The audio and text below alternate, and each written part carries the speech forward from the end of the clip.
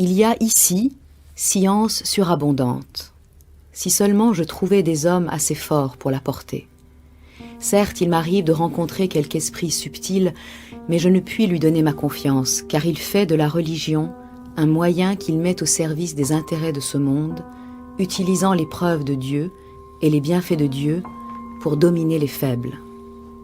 Ou bien il m'arrive de rencontrer quelque esprit docile à l'égard des sages, mais qui, dépourvu de vision intérieure, ne perçoit pas l'immensité de la science et tombe dans le doute à la première difficulté qui se présente.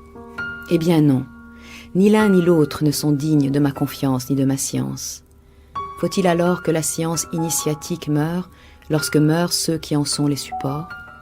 Eh bien non, jamais la terre n'est vide d'un résurrecteur qui, répondant pour Dieu, assume le maintien de ses témoignages, qu'il le fasse à découvert et sans voile, ou bien qu'il demeure caché et totalement inconnu. C'est grâce à de tels hommes que les témoignages divins et la compréhension de leur sens ne sont pas anéantis. Combien sont-ils?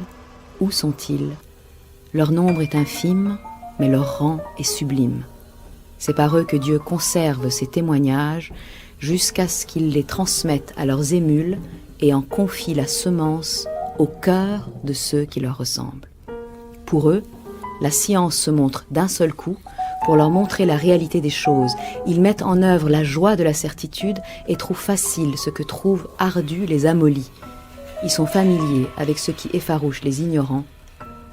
Ils sont en compagnie de ce monde avec des cœurs dont les esprits qui les animent restent suspendus à la demeure suprême. Ô Comail, ceux-là sont les vicaires de Dieu, ceux qui appellent à sa religion. Ah, quel ardent désir j'aurais de les voir.